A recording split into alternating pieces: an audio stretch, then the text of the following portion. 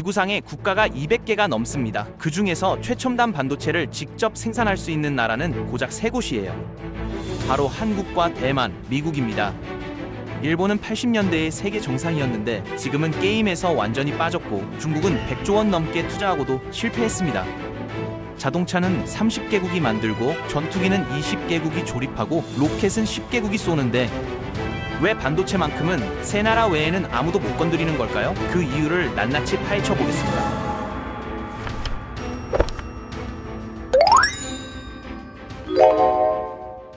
최첨단 반도체를 만들려면 5가지 관문을 통과해야 합니다. 이 관문을 모두 통과해야만 반도체를 만드는 자격이 주어져요. 첫 번째 관문은 자본입니다. 공장 하나 올리는데 20조 원이 들어가요. 삼성이 평택에 조성 중인 반도체 단지는 누적 투자액이 240조 원에 달하는데 이게 경기도 연간 예산의 8배 규모거든요. 경기도가 8년 동안 한 푼도 안 쓰고 모은 돈을 반도체 하나에 몰아넣은 셈입니다. 웬만한 나라 국방비보다 많은 돈이에요. 이런 천문학적인 판돈을 테이블에 올릴 수 있는 기업이 전 세계에 과연 몇이나 있겠습니까? 두 번째 관문은 시간입니다. 돈을 마련했다고 안심할 수 없어요. 공장 건설에 3년, 본격 생산체제 구축에 2년이 걸리는데 이 5년 동안은 매출이 0원입니다. 돈은 계속 빠져나가기만 하죠. 마치 깊은 우물을 파는 것과 같아요. 물이 나올 때까지 계속 파야 하는데 언제 물이 나올지 아무도 모르는 겁니다. 경기가 꺾이면 10년 연속 적자도 각오해야 하는데 삼성도 86년과 87년에 2년 내리 손실을 보면서 내부에서 반도체 포기론이 터져나왔었어요. 회사가 망할 수도 있다는 공포 속에서도 이를 악물고 버텼습니다. 그때 포기했으면 지금의 삼성 반도체는 존재하지 않았을 거예요. 세 번째 관문은 기술입니다. 현재 최첨단으로 불리는 3나노 공정이 뭐냐면 원자 10개를 나란히 세운 두께예요. 머리카락을 3만 조각으로 쪼간 굵기보다 가늘어요. 눈에 보이지도 않는 이 미세한 선 위에 전자 부품을 수백억 개씩 오차 없이 새겨 넣어야 합니다.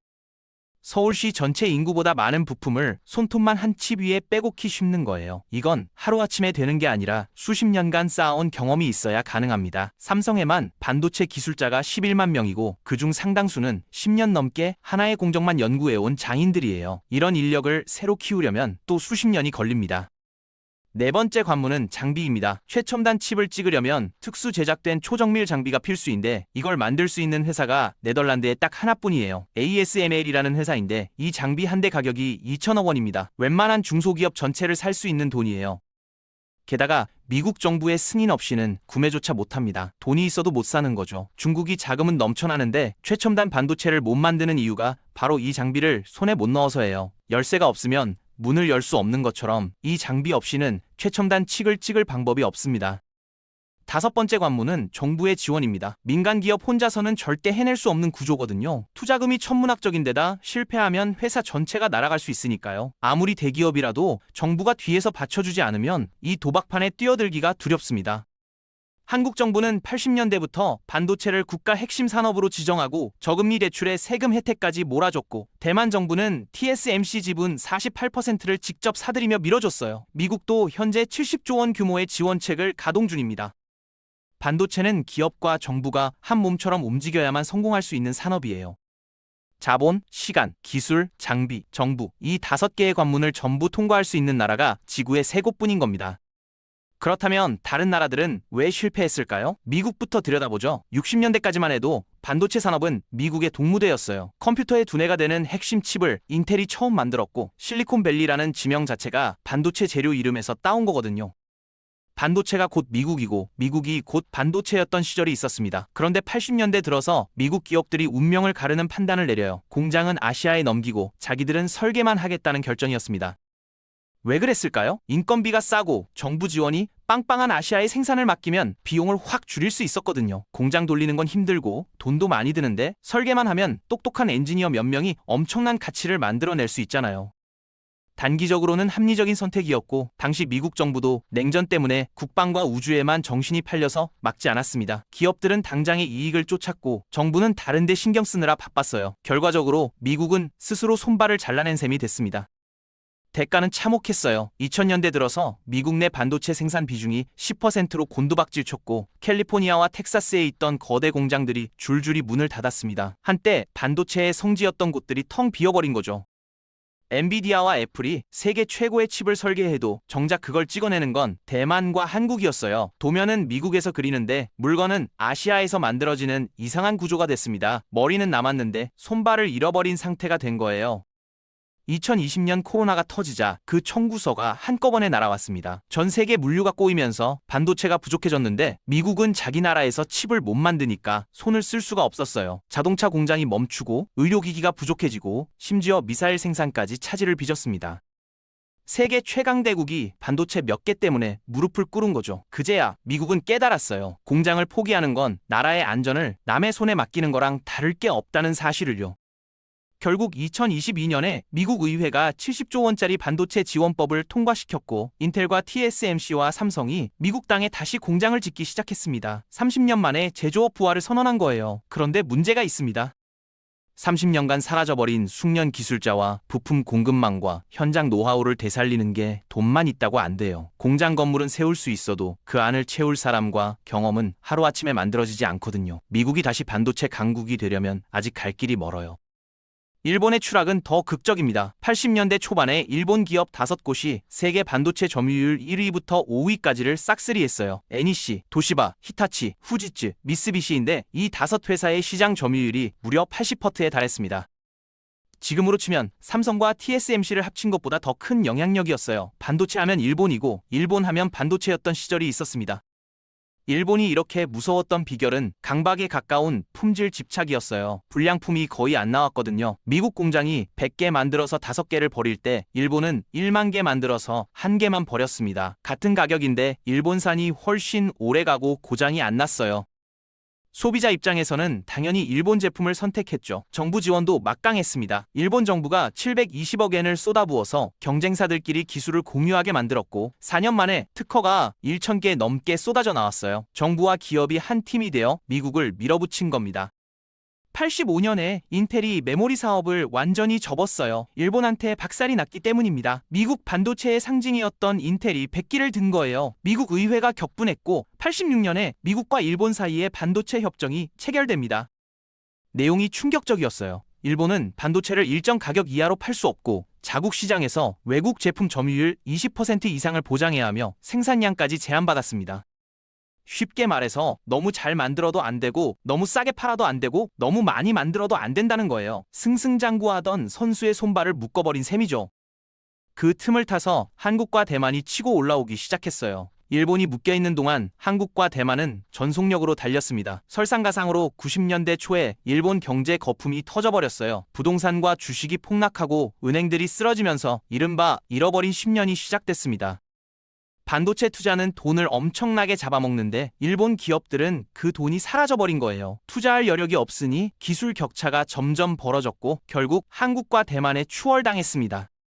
일본 기업들은 하나씩 반도체에서 손을 뗐어요. NEC는 2002년에 사업을 쪼개서 분리했고 도시바는 2017년에 메모리 사업을 팔아버렸으며 히타치는 아예 시장에서 철수했습니다. 80년대에 세계를 지배했던 5거인이 전부 쓰러지거나 물러난 거예요.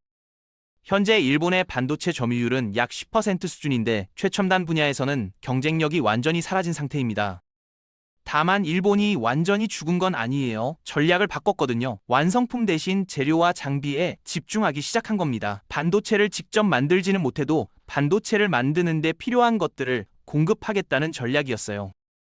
도쿄 일렉트론은 반도체 장비 분야 세계 3위이고 시네스 화학은 반도체 핵심 재료 시장의 30%를 공급하며 JESR은 특수 화학물질 분야 세계 1위입니다. 일본은 더 이상 칩을 접 만들지 않지만 칩을 만드는데 꼭 필요한 재료와 기계를 거의 독점하고 있어요. 최종 제품에서는 졌지만 그 뒤에 숨어서 돈을 벌고 있는 겁니다.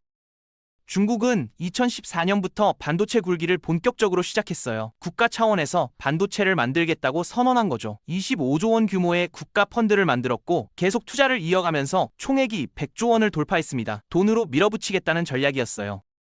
중국은 사방으로 공격을 시도했습니다. 미국의 마이크론을 230억 달러에 사려고 했는데 미국 정부가 막았고 독일 장비회사 인수도 네덜란드 ASML 지분 매입도 전부 서방 국가들이 차단했어요. 돈은 있는데 살 수가 없는 상황이 된 겁니다. 결국 자체 개발로 방향을 틀었는데 중국 최대 반도체 회사인 SMIC가 2019년에 14나노 공정에 성공했고 2023년에는 7나노 칩까지 도전했어요. 뉴스만 보면 중국도 거의 따라잡은 것 같죠. 근데 여기에 치명적인 함정이 있었습니다. 이게 최신 장비로 만든 게 아니라 구형 장비를 여러 번 반복해서 찍는 꼼수였거든요. 사진을 여러 번 덧대서 찍어 해상도를 높이는 것과 비슷한 방식이에요. 기술적으로는 되긴 되는데 시간이 몇 배로 걸리고 불량품도 훨씬 많이 나옵니다. 결과적으로 생산 효율은 바닥이었고 절반 이상이 불량품으로 나왔으며 비용은 대만 TSMC의 3배가 넘었어요. 같은 칩인데 3배 비싸면 누가 사겠어요? 기술적으로는 성공이지만 장사가 안 되는 수준이었습니다. 진짜 문제는 그 특수 장비예요. 최첨단 칩을 대량으로 찍으려면 앞서 말한 ASML 장비가 반드시 필요한데 중국은 살 수가 없습니다. 2019년에 미국이 네덜란드를 압박해서 대중국 장비 수출을 막아버렸거든요. 현재 중국의 상황은 명확해요. 구형 기술은 대량 생산이 가능해졌지만 최첨단 칩은 소량밖에 못 만들고 있고 더 앞선 기술은 아예 손도 못 대고 있습니다. 처음에 목표했던 반도체 자급률 70%는커녕 최첨단 칩만 따지면 자급률이 5%도 안 돼요. 100조 원을 쏟아부었는데도 핵심은 못 뚫은 거죠. 그렇다면 한국과 대만은 어떻게 해낸 걸까요? 한국의 성공에는 3가지 비결이 있었습니다. 첫 번째는 타이밍이 기막히게 맞아떨어졌다는 거예요. 80년대에 미국은 일본을 견제할 파트너가 절실했는데 마침 한국이 저렴한 인력과 정부 주도 투자 환경을 갖추고 있었거든요. 미국 입장에서는 일본을 대체할 카드가 필요했고 한국 입장에서는 도약할 기회가 필요했어요. 양쪽의 이해관계가 딱 맞아떨어진 순간이었습니다. 두 번째는 남들과 반대로 움직인 거예요. 86년에 전 세계 반도체 시장이 대폭락을 맞았는데 일본과 미국 기업들은 일제히 투자를 멈추고 공장 문을 닫았습니다. 배가 가라앉으니까 다들 탈출한 거죠. 그런데 삼성은 정반대로 움직였어요. 오히려 공장을 더 지었고 생산 능력을 늘렸습니다. 다들 도망갈 때 혼자 더 깊이 들어간 거예요. 2년 연속 적자를 보면서 내부에서 반도체 접자는 목소리가 터져 나왔지만 끝까지 버텼습니다. 88년에 시장이 살아나자 상황이 완전히 뒤집혔어요. 투자를 멈춘 경쟁사들은 물건을 못 대는데 삼성만 생산 능력을 확보하고 있었거든요. 수요는 폭발하는데 물건을 만들 수 있는 곳이 삼성밖에 없으니 주문이 쏟아졌습니다. 남들이 포기한 타이밍에 투자한 게 대박을 친 거예요. 결국 92년에 삼성이 메모리 반도체 세계 1위에 올라섭니다. 세 번째는 미친 듯한 속도였어요. 삼성은 83년에 반도체 사업 시작을 선언하고 불과 1년 10개월 만인 84년에 핵심 제품 개발에 성공했는데 경쟁사보다 6개월이나 빨랐습니다. 6개월이 뭐 그리 대단하냐고 할 수 있는데 반도체 세계에서 6개월은 살고 죽는 문제거든요. 먼저 개발한 쪽이 시장을 먼저 차지하고 먼저 돈을 벌어서 그 돈으로 다음 기술에 또 투자합니다. 한번 뒤처지면 격차가 계속 벌어지는 구조예요. 삼성은 실리콘밸리에서 핵심 인재들을 공격적으로 데려왔고 미국 회사와 기술 협력을 맺었으며 기술자들은 아침 10시부터 밤 11시까지 하루 16시간씩 일했습니다. 지금 기준으로는 상상하기 힘든 근무 환경이었지만 그 덕분에 10년 걸릴 일을 3년 만에 해냈어요. 속도로 밀어붙인 전략이었습니다. 대만의 성공 비결은 한국과 완전히 달랐어요. 한국이 속도로 이겼다면 대만은 구조로 이겼습니다. 핵심은 사업 모델 자체를 새로 만든 거예요. 87년에 TSMC를 세운 모리스 창이라는 사람이 이런 생각을 했습니다. 반도체도 설계하는 회사랑 만드는 회사를 분리할 수 있지 않을까? 그 전까지는 반도체 회사들이 설계도 하고 생산도 했어요. 인텔이나 삼성처럼요. 근데 모리스 창은 다르게 생각했습니다. 직접 설계는 안 하고 남이 설계한 칩만 전문으로 찍어주겠다는 거예요. 레스토랑으로 치면 메뉴 개발은 안 하고 요리만 해주는 주방 전문 업체를 만든 셈이죠. 대만 정부가 TSMC 지분 48센트를 직접 사들이면서 이걸 국가 전략으로 밀어붙였어요. 결과는 대성공이었습니다. 설계만 하는 회사들은 비싼 공장을 지을 필요 없이 아이디어에만 집중했고 생산은 TSMC에 맡겼어요. 엔비디아나 AMD 같은 회사들이 이런 식으로 성장했습니다. 공장 없이 설계만 하는 거죠. TSMC는 오직 만드는 기술에만 올인하면서 위탁 생산 시장의 70%를 장악했습니다. 인공지능 시대가 열리면서 엔비디아 같은 회사들의 주문이 폭발했고 서류상으로는 TSMC가 하청업체인데 실제로는 설계 회사들이 TSMC 눈치를 보는 구조가 됐어요. 애플도 엔비디아도 TSMC가 물건을 안 만들어주면 아무것도 못하거든요. 을이 갑이 된 겁니다. 현재 한국과 대만과 미국은 반도체 세계에서 역할을 명확하게 나눠 가지고 있습니다. 미국은 설계를 담당해요. 컴퓨터와 스마트폰과 인공지능 칩을 구상하는 분야에서는 미국이 압도적인 1등이거든요. 엔비디아, AMD, 퀄컴, 애플, 브로드컴 같은 핵심 설계 회사들이 전부 미국 기업입니다. 어떤 칩을 만들지 결정하는 두뇌 역할을 미국이 하고 있는 거예요. 한국은 메모리를 책임지고 있습니다. 데이터를 저장하는 칩 분야에서 삼성과 SK하이닉스가 세계 시장의 약 70%를 장악하고 있어요. 스마트폰과 컴퓨터와 데이터 센터에 들어가는 저장 칩은 거의 전부가 한국산입니다. 사진을 저장하고 앱을 설치하고 영상을 보관하는 그 모든 기능이 한국산 칩에서 이루어지고 있는 거예요. 겉으로는 잘 안 보이지만 모든 전자기기의 기본을 떠받치는 핵심 부품을 한국이 공급하고 있습니다. 대만은 최첨단 생산을 맡고 있어요. TSMC가 가장 정교한 공정으로 전 세계의 칩을 찍어내고 있습니다. 애플 아이폰에 들어가는 칩도, 엔비디아 인공지능 칩도 설계는 미국이 하지만 실제로 만드는 건 TSMC거든요. 세계 최첨단 칩 생산의 마지막 관문을 대만이 장악하고 있는 겁니다. 이 세 나라 중 하나만 빠져도 전 세계 전자산업이 순식간에 마비돼요. 한국이 메모리를 못 만들면 스마트폰과 컴퓨터 가격이 폭등하고 대만이 생산을 멈추면 애플과 엔비디아가 직격탄을 맞으며 미국이 설계를 못하면 인공지능 발전 자체가 멈춰버립니다. 설계와 생산과 핵심 부품이라는 세 바퀴가 맞물려 돌아가기 때문에 한국과 대만과 미국이 전 세계 반도체 생태계의 중심에 서 있는 거예요. 그렇다면 앞으로는 어떻게 될까요? 지금의 세 나라 체제가 계속 유지될 수 있을까요? 기술의 물리적 한계가 서서히 다가오고 있어요. 현재 가장 앞선 공정이 2나노 수준인데 다음은 1.4나노, 그 다음은 1나노로 가고 있습니다. 그런데 회로가 원자 크기에 가까워질수록 더 이상 작게 만들 수 없는 벽에 부딪히게 돼요. 물리 법칙의 한계인 거죠. 그 시점이 오면 지금과는 완전히 다른 방식의 기술이 필요해집니다. 칩을 옆으로 펼치는 게 아니라 위로 쌓는 3차원 기술이나 실리콘 대신 새로운 소재를 쓰는 방식, 아예 원리가 다른 양자 컴퓨터 같은 것들이 거론되고 있어요. 이걸 누가 먼저 실용화하느냐에 따라 앞으로 40년의 판도가 결정될 겁니다. 지금의 강자가 계속 강자로 남을 수도 있고 완전히 새로운 플레이어가 등장할 수도 있어요. 공급망 구조도 빠르게 변하고 있습니다. 대만 한 곳에 최첨단 생산을 너무 몰아준 현재 구조가 위험하다는 인식이 퍼지고 있거든요. 대만에 뭔가 문제가 생기면 전 세계 전자산업이 멈춰버리니까요. 그래서 미국과 유럽과 일본이 자기 나라 안에서 생산을 늘리려 하고 있는데 모든 걸 혼자 해결하는 완전한 자급자족은 현실적으로 불가능해요. 반도체 산업이 너무 복잡하고 공정 하나하나가 깊이 전문화되어 있기 때문입니다. 결국 현실적인 답은 동맹국끼리 역할을 나눠서 협력하는 구조가 될 가능성이 높습니다.